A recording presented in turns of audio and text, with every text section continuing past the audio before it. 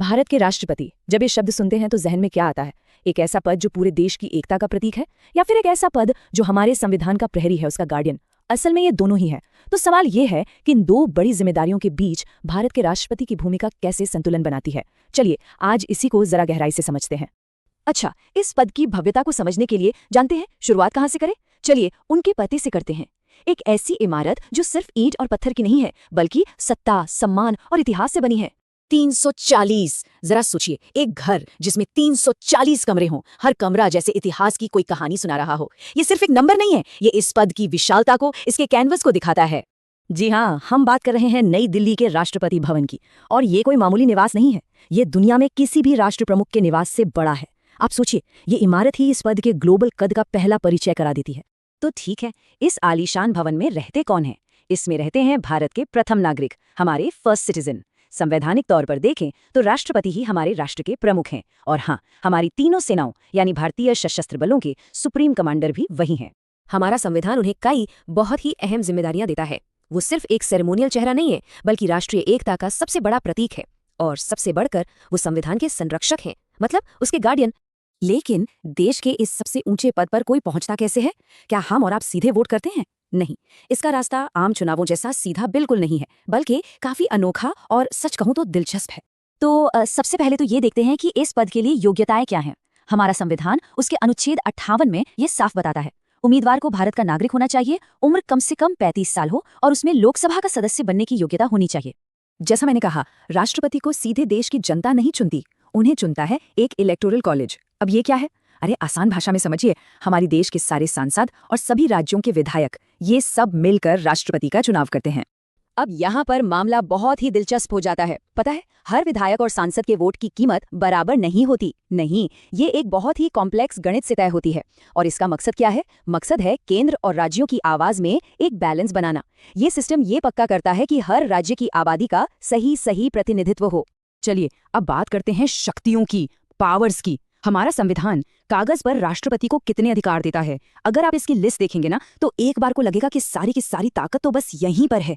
जरा देखिए, प्रधानमंत्री और जजों की नियुक्ति करना, संसद का सत्र बुलाना, किसी कानून को वीटो करके रोक देना, और तो और युद्ध या शांति की घोषणा करना, ये सब राष्ट्रपति के अधिकार क्षेत्र में आता है।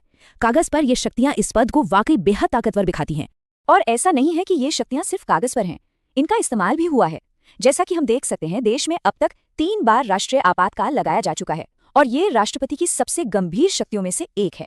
तो क्या इसका मतलब ये हुआ कि देश के सारे बड़े फैसले राष्ट्रपति ही लेते हैं? यहीं पर कहानी में एक बहुत बड़ा ट्विस्ट आता है, एक ऐसा मोड़ जो हमें कागजी शक्तियों और जमीनी हकीकत का फर्क समझाता है। तो अब सवाल बिल्कुल साफ है, इन सभी अधिकारों के साथ क्या राष्ट्रपति ही भारत के सबसे शक्तिशाली व्यक्ति हैं?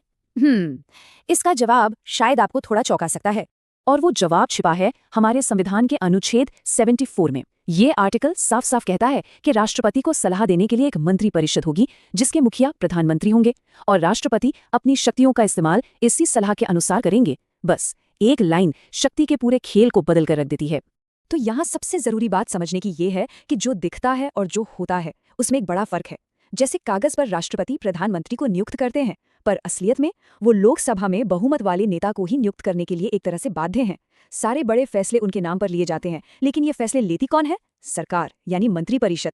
तो क्या इसका मतलब ये मान लें कि राष्ट्रपति का पद सिर्फ एक रबर स्टैंप है? जी नहीं, बिल्कुल नहीं। राष्ट्रपति की असली ताकत सरकार चलाने में नहीं है, बल्कि ये देखने में है कि सरकार संविधान के दायरे में रहकर चले। असली ताकत यहाँ है। कुछ ऐसे खास मौके होते हैं जब राष्ट्रपति अपनी सूझबूझ, अपने विवेक का इस्तेमाल कर सकते हैं। जैसे सोचिए, चुनाव हुए और किसी भी पार्टी को बहुमत नहीं मिला, तब प्रधानमंत्री किसे बनाना है, ये फैसला राष्ट्रपति का होता है। या फिर जब वो किसी बिल पर अपनी सहमति दिए बिना उसे अपनी जेब में रख लेते हैं, जिसे पॉकेट वीटो कहते हैं। बस यही वो पल हैं जब राष्ट्रपति की भूमिका सबसे ज्यादा अहम हो जाती है। और ये सब कुछ जुड़ा है उनकी शपथ से। देखिए, वो सरकार चलाने की शपथ नहीं लेते, वो शपथ लेते हैं संविधान और कानून को संरक्षित, सुरक्षित और उसकी रक्षा करने की। उनकी पहली और आखिरी वफादारी सिर्फ और सिर्फ संविधान के प्रति है। तो आखिर में हम भारत के राष्ट्रपति को किस तरह से देखें? एक प्रतीक, एक सिंबल के तौर पर, या एक प्रहरी, एक गार्डियन के तौर पर? सच तो ये है कि वो दोनों हैं। ये जो दो पहलू हम देख रहे हैं, ये पूरी तस्वीर को एकदम साफ कर देते हैं। एक तरफ वो हमारे गणतंत्र के पहले नागरिक हैं, देश की एकता का प्रतीक हैं, और वहीं दूसरी तरफ वो संविधान के संरक्षक हैं, हमारे लोकतंत्र का एक बहुत जरूरी सेफ्टी वॉल्व, जो सरकार की ताकत पर एक चेक, एक अंकुश लगाते हैं। तो इस पूरी बातचीत का जो सार है, जो निचोड़ है, वो बस एक लाइन में है। भारत के राष्ट्रपति शासक नहीं हैं, बल्कि उन नियमों के रक्षक हैं जिनके आधार पर शासन चलता है। रूलर नहीं, कीपर ऑफ द रूल्स। और ये हमें एक बहुत बड़े सवाल पर लाकर छोड़ता है। एक लोकतंत्र के लिए ज्यादा जरूरी क्या है, एक सबसे शक्तिशाली नेता या फिर उन नियमों का एक परम संरक्षक जो सबकी रक्षा करता है? सोचिएगा जरूर।